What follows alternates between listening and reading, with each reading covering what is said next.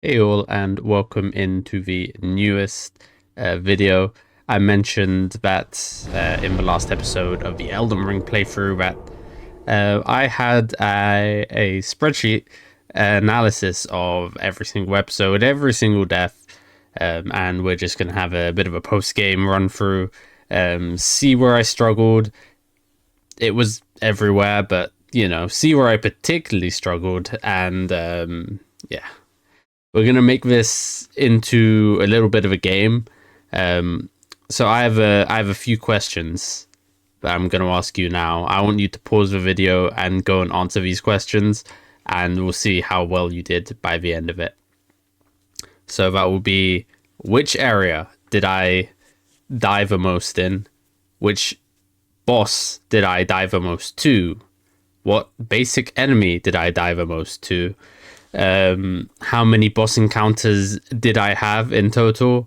And what was the last one? How many bosses did I end up one-shotting? It's not too many, but there's a fair amount of them. I mean, proportionally, you're not going to one-shot any of the major bosses, but, yeah. So, yeah, pause the video, answer those 5 questions, and we'll see how you do at the end. Let's get straight into it. So yeah, here we are. Here is the spreadsheet. I notice now that I'm slightly blocking some of the area and stuff. That's fine. We'll start with the areas. I'll show you all of the information as we go. So out of the 813 deaths, we died the most in everybody's favorite Caled with 141 deaths. That's shocking to me, given how Elfell exists. I split all of these areas as best as I could. Really, I grouped some of them. For example, Limgrave. Stormvale is a subset of Limgrave, so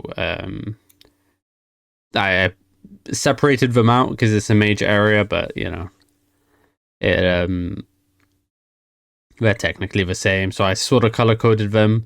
I did well in the early stages of in the Weeping Peninsula and Castle Morn, only 15 deaths. Deep Root was later on in the playthrough. I even died there 3 times. Shaded Castle I got through completely fine. And a lot of Lanedale and Altus was pretty good as well. Had major trouble in Stormvale, major trouble in Nokron and Noxtella, I guess. Major trouble in Liurnia. But the biggest trouble was in Farum Azula. Let's scroll down a bit for you. Elfale, obviously, and of course Caled. In terms of bosses, here is your list. We'll do enemies first. Sorry. Here is your list of enemies that I died to. I didn't die to most of the enemies, like more than 5 times. Like a lot of these are just ones and ones and ones. And the two of the enemies that I did die to more than a few times, the Ulcerated Tree Spirit and the Crucible Knight, those are basically bosses. So I would accept Crucible Knight for the basic enemy that we died to the most, but that's a bit of a cop-out. So if you said Banished Knight, then yeah. Well done on that one. Now we can go on to the bosses. Now I measured how many times we died to them, as well as how many instances of bosses we fought. So, for example, we fought 4 tree burial watchdogs, but we only died to them twice in those 4 fights. No surprise at all. We died to Malenia, Blade of Mikla, 91 times. That was definitely the boss we died to the most. But the thing, what would come close? Malekith, we died to 23 times. Valiant Gargoyle Duo, that was a horrible boss. 20 21. Radon, 21. Godskin Apostle, we slammed our head against, even though we were very underleveled for it. We died to that 18 times, although we did fight one in the Altus Plateau as well. A Putrid Avatar, that one Putrid Avatar that just kept kicking our asses. Died to that 36 times in two instances. Godric, 22 deaths. And Tree Sentinel, 23 on like the second episode. So yeah, let's now count up how many bosses. Well, for one, the number of boss encounters was 139 in total. And the number of bosses we one-shot, let's count them up. That's wrong. Press Control. If we just tally all these up now. Excel is a lovely thing. Count them all. And we have to be careful also to make sure that these are bosses we either faced once, or like this Tree Spirit is 3 instances that we didn't die to once. So we have to count that as well. In terms of these numbers, I'm pretty sure they're accurate. I mean, obviously there's some human error on my part if I mess up at any point in counting, 125 entire episodes. It's a lot, so you'll forgive me if I miss a few deaths here or there, but this is mostly accurate. Okay, so the count is 43 cells selected. We'll go up and find any we fought multiple times. So 43 plus 2 is 45. Plus 1, that's 46. Plus another 2, that's 48. Plus another 1, it's 49. So yeah, 49 bosses that we one-shot. And I'm counting a boss as anything which had a health bar, like at the bottom of the screen. So again, like we said, of the enemies, we fought Crucible Knights outside of boss fights. They're just random enemies at the end of the game, so those don't really count as Crucible Knight bosses, if you get me.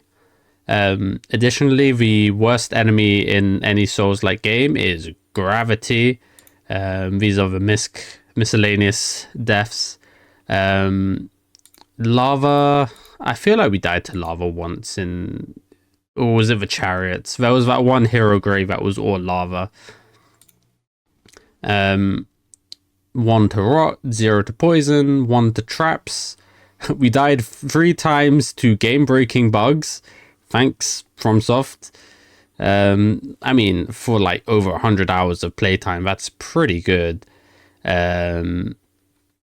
6 times to NPC summons or like invasions. 9 times to those stupid hero grave chariots. And 12 times to NPC invaders of a Great Jar. It was a bit hard to determine some of these, because like, how do you judge if an enemy hits you off a ledge, right? Is that gravity? Is that the enemy killing you? The same thing for rot. If an enemy rots you, is that the enemy killing you? Is that rot killing you? So I only counted rot if I got rotted by the environment and I died to the environment, sort of thing. So yeah. I'm sure these will be a lot higher if at all we counted those properly.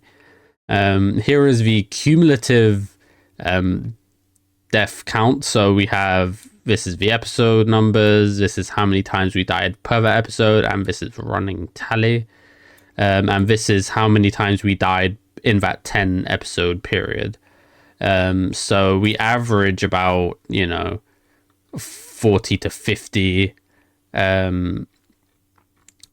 deaths per 10 episodes, with the exception of the 60s. We died 145 times. Yikes. I don't remember what happened in the 60s. But yeah, it was rough. And also near the end, the 120s, we died 147 times because, shocker, we had one episode where we died 91 to Melania, Blade of Mikola, who has never known defeat except once. We have that all graphed out as well, which is great. This is the running cumulative death total. You can see the spikes around. Yep, this spike is definitely Melania. You see over here, episode 105, and even the first or the second episode, dying to a tree sentinel over and over. You can see the spikes. This is the deaths per episode. Again, you can see all of the times when I struggled with a boss, and yeah, Millennia definitely left an impression. In terms of boss designs, I was really happy with how they all looked. I was not happy with how they all played. Next Sunday slot will be the tier list for these bosses, and after that I will be starting Dark Souls 3. And I love the bosses in Dark Souls 3. I think most of them are really good. A lot of them are kind of gimmicky, and you'll see what I mean when we start playing that game. But I'll definitely be talking about boss design in the next episode and when we're playing through Dark Souls 3. But yeah, in terms of our questions, the answers were Caleb with 141, Banished Knight I would accept, or Crucible Knight for the enemy I died to the most. The boss I died to most is obviously Melania. How many boss encounters did we have? 139. And how many bosses did I one-shot? I think the final tally was 49. And yeah, that has been the Elden Ring wrap-up. If you have any questions, any data that I missed out that you'd like to see, then I might have it. So let me know in the comments, and I'll see you in the next one where we'll be doing a tier list of all the base game bosses. I'll see you then. Goodbye.